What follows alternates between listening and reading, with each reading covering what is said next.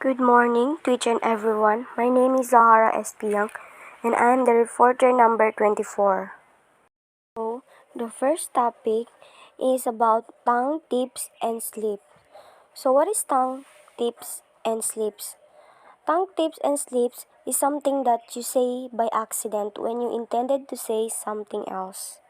For example, I called her new boyfriend by her previous boyfriend's name.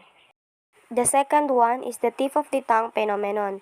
The tip of the tongue phenomenon in which we feel that some words is just eluding us, that we know the word but it just won't come to the surface.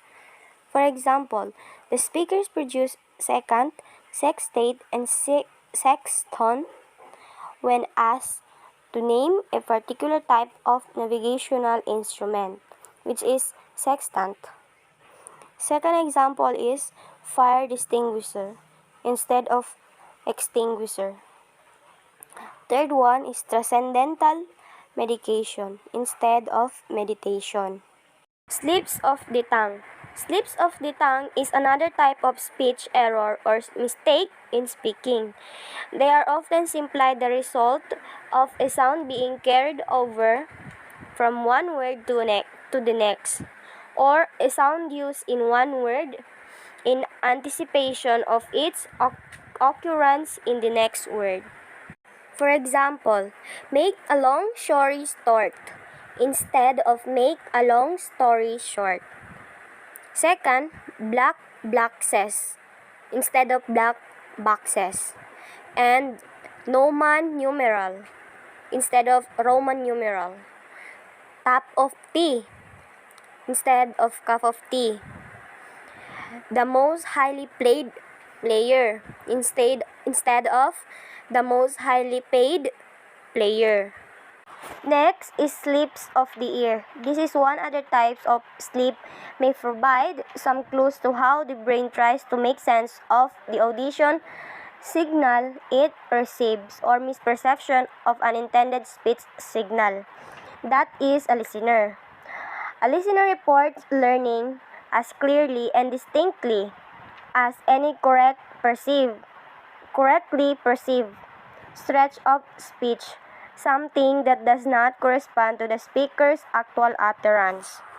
For example, in our learning Great Ape and wondering why someone should be looking for one in his office, the speaker actually said Great Ape, not Great Ape. Second, gladly the cross-eyed bear. But it is a bear called Gladly who was cross-eyed.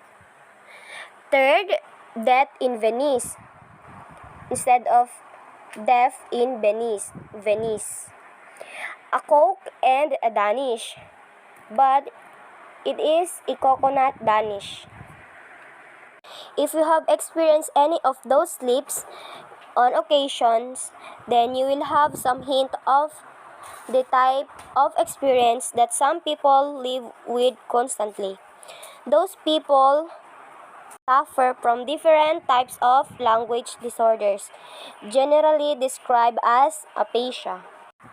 So, what is aphasia?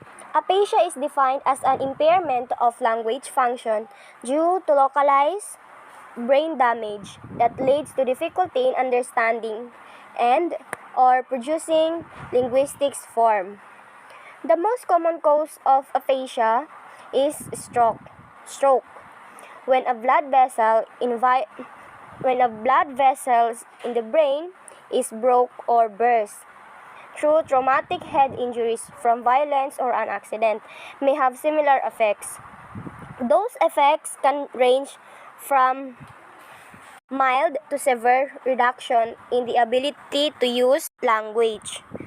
Someone who is aphasic often has interrelated language disorder, in that difficulties in understanding can lead to different types of aphasia.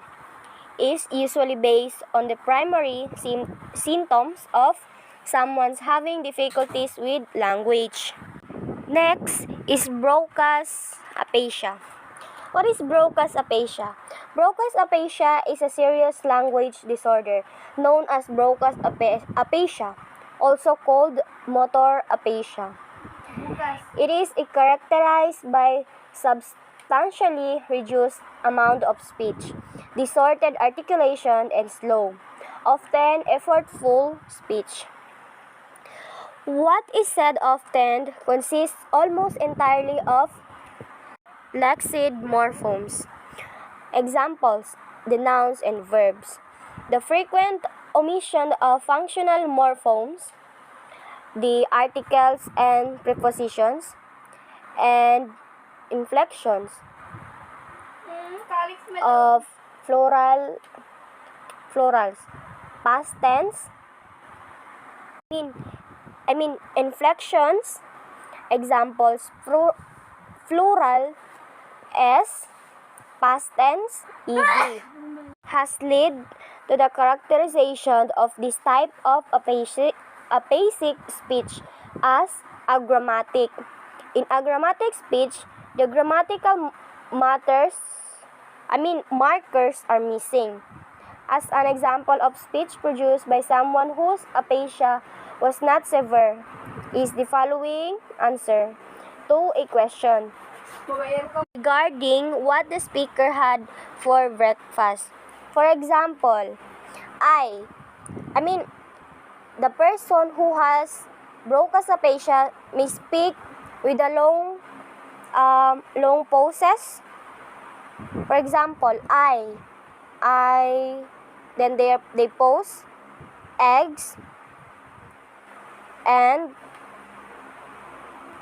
eat, and drink coffee, breakfast. However, this type of disorder can be quite severe and result in speech with lots of hesitations and really long pauses, marked by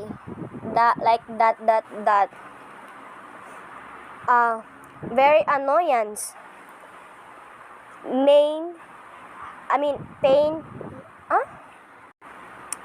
pain in my shoulder, aching all around here. Some patients can also have lots of difficulty in articulating single words, as in this often to say steamships, as tail. You know what I mean? Tal, then stale, in Broca's aphasia. Comprehension is typically much better than production. So, the last one is Wernicke's aphasia. This type of language disorder that result in difficulties in audition comprehension is sometimes called sensory aphasia, but it is more commonly known as Wernicke's aphasia. That is, someone suffering from this disorder can actually produce very fluent speech, which is, however, often difficult to make sense of. Every general terms are used, even in response to specific requests for information. As in this sample, I can talk all of the things I do, and part I can go all right, but I can't tell from the other people. Difficulties in finding the correct word, sometimes referred to as anomia, also happen in Wernicke's aphasia. To overcome their word finding difficulties, speakers use different strategies such as trying to describe object or talking about their purpose, as in the thing to put cigarettes in ashtrays. In the following example, from Lesser Milroy, 1993, the speaker tries a bunch of strategies when he can't come up with the word kite for an object in a picture. So that's all. If you have any question, please PM me. Thank you.